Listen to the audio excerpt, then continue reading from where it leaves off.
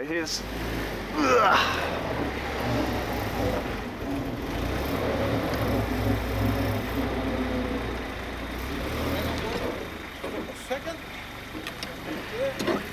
Sort out the distances between them.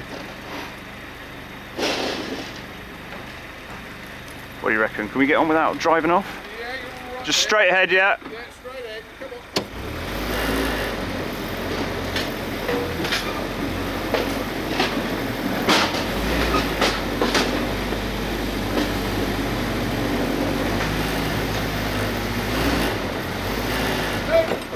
Look at that.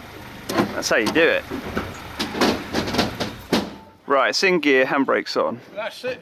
Take the keys out. Yeah, hasn't got any.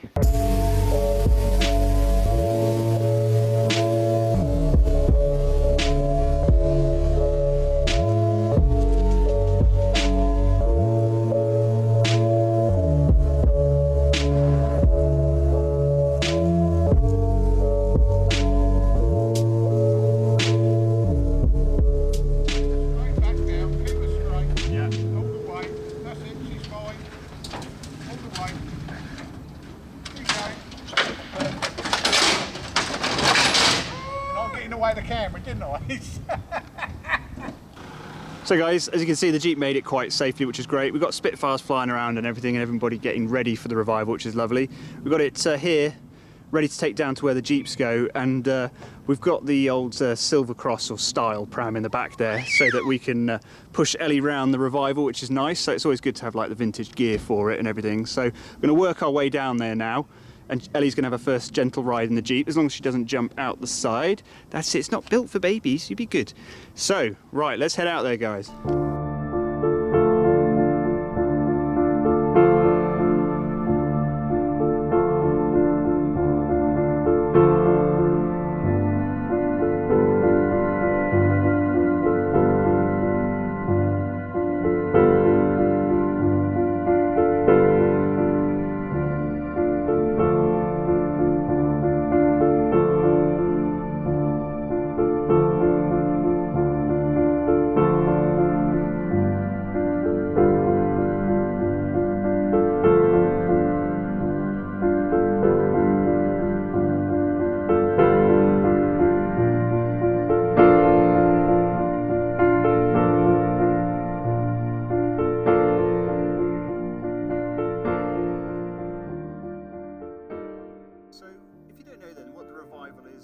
It's a classic car racing meet, really. So everyone's here to race cars, really. But what we're here to do is to enjoy everybody dressing up and enjoying themselves, and also use the Jeep, okay? And you know, there's a good number of Jeeps here, and what we're using them for then, because obviously we're not going to be racing them, although we are pretty much racing around in the Jeep, which is quite fun, using it like they're designed to be used, you know, whizzing around, hooning around like a 18-year-old GI, which is good fun, but you've got to be careful, because what we're here doing is doing a transport service. We're part of the Goodwood Revival Transport Corps, and our job is to move members, so the sort of fee-paying members from the Goodwood Racing Club, from one of the car parks to the main gate. And as you can see, the sort of stuff around here, we're talking serious money here, so we're talking, we'll see what vehicles are around at the moment. But there's a lot of money going on here, really, okay? So you've got to be very careful driving the Jeep around. But what we're doing is moving the drivers and their families and things like that from the massive motorhomes that they've got, which we'll see in a bit. We're moving them from the motorhomes out to the main gate, the front gate, okay? And it can be quite entertaining, because you've got cars and people, old cars, everywhere, mixing in with really expensive cars as well. So it can be quite fun. You end up in traffic jams and things like that. But the whole point of the Goodwood Revival is it's a vintage racing event, and they try to do it as authentically as possible. So that involves everybody getting dressed up.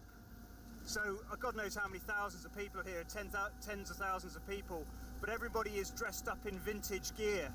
There's golf going on at the moment. They also do things like vintage golfing and stuff like that, you know, using old willow, whatever, clubs and God knows what. It's a pretty crazy event, really.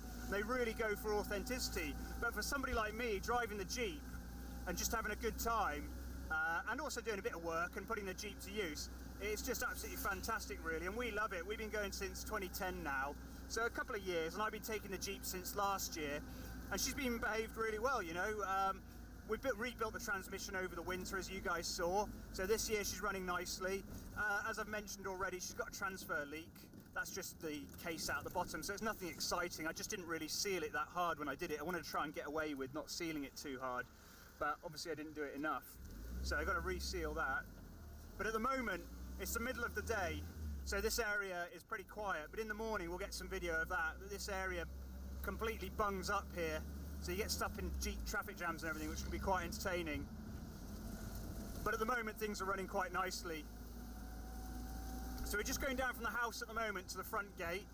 There are other things like the Land Rovers as well, used for transport as well, so you'll see those all buzzing around.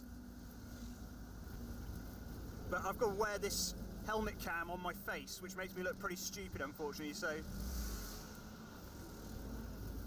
Here we go, look at this. This is what you like, this is what you need to have.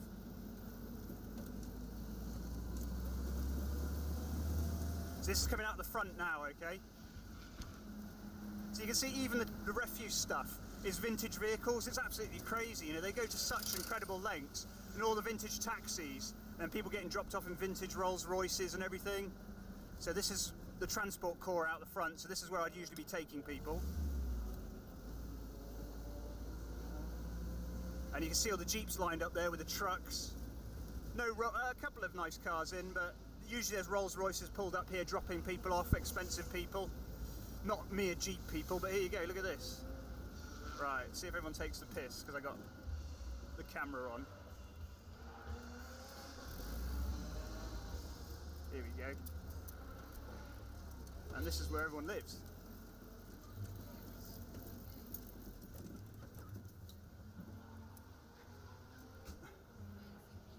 What's wrong with my face? Is there something on it? Is there something on my face? Oh dear, the things I have to put up with.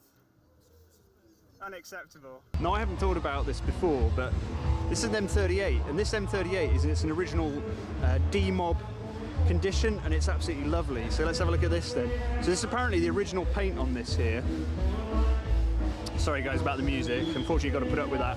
But look, you can see on the numbers there, they've just painted over them when they demobbed it, and the patina on the paint is just what you'd expect. You know, it's got that slightly washed out look on it, just like we see the paint goes on the Jeeps as well. So this is showing that at least the M38 paint was similar to what we're putting on the Jeeps at the moment. Look at that with the grease on there, really, really nice. And then inside, look at these, with the stencils and caution turn off range, what? Before radio before starting engine, that makes sense. There you go, but look at that inside, that's really nice. There's another M38 for sale, 17k, but it's not in awesome original condition like this. This is really nice, I like this one a lot. I think, you know, maybe over a GPW, I mean, things like that on the rear seat, look at that, original sticker. You know, I don't know anything about M38s, but I like the look of this one. This is giving me good vibes. I don't know what you guys think about it, but it's really nice. It's obviously got the indicators on there, overhaul plates.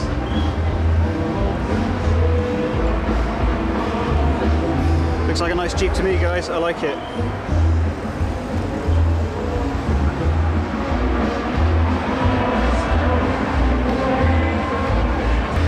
See details, guys, like the shape-proof TR marked bolts with shape-proof washers, and then underneath, as you'd expect, shape-proof washers as well.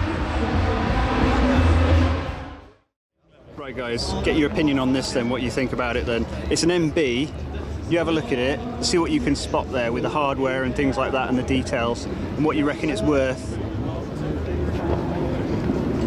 Tyres, yeah. Hardware, handles, data plates, pedals, gauges. Right, you guys guess how much you reckon this is selling for and what it will sell for later, based on what you can see here quickly with the details, and we'll see if we think it's worth it or not.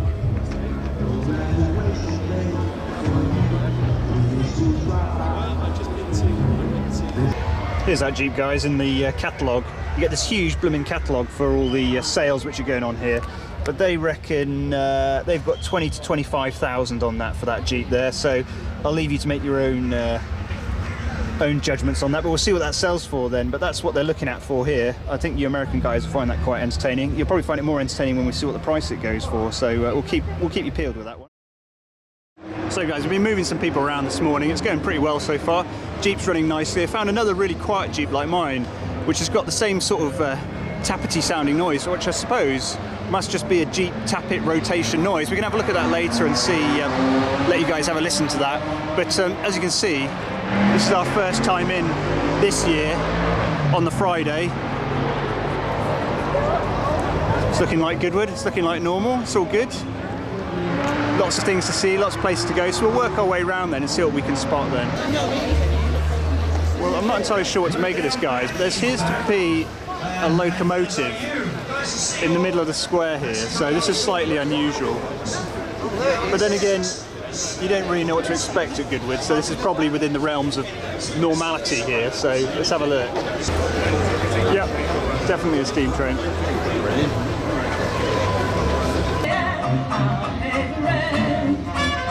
I don't think that's factory standard. Yeah, it's not just Jeeps, guys, it's also aircraft as well. They're quite a big part of this. The display rules have changed in the UK after a big crash a couple of years ago, unfortunately, so there's less display flying than there used to be, but they still fly in the morning, and you saw yesterday when the public aren't around, they're doing the flybys and things like that, which is great. But some of these aircraft are just absolutely beautiful. There's Mark 1 Spitfire, a couple of Mark 1 Spitfires here last year, which were just absolutely, you know, tip-top restorations with HF radio antennas and all this sort of attention to detail, which is really, really impressive stuff. But there are some lovely looking Spitfires here as well. Lysander's lovely as well. Very nice indeed. Lots of money, more than Jeeps. This is a lot more than Jeeps. And these are the other Jeeps. These are the guys out the front here.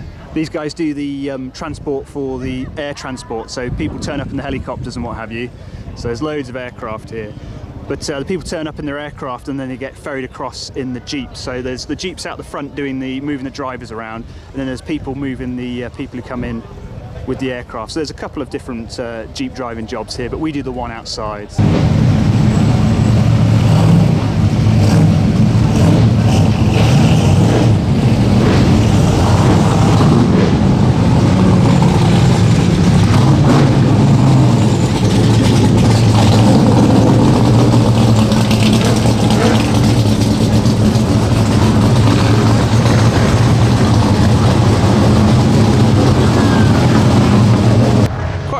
Restored MB here, guys.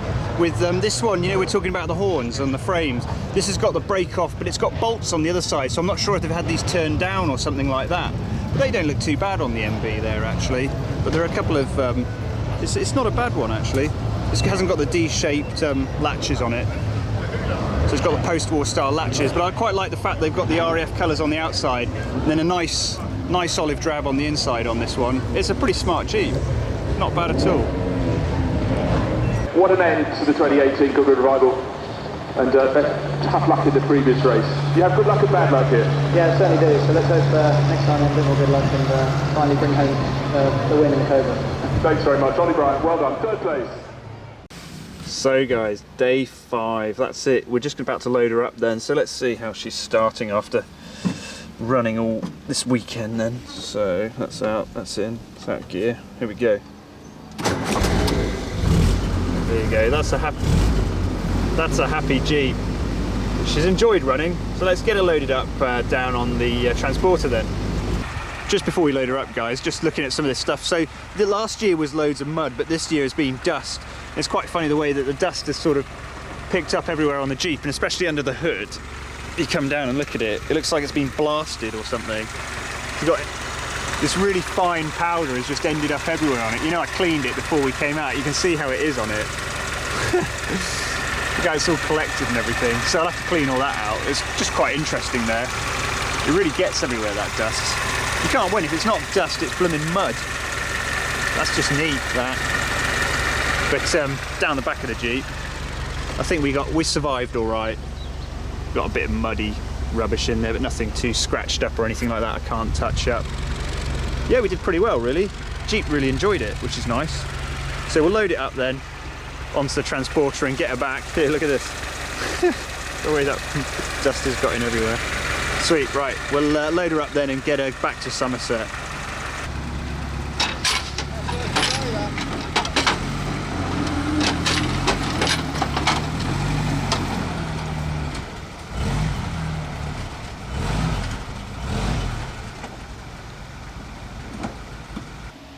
Well guys, that's it. We're back with old Dusty at the moment.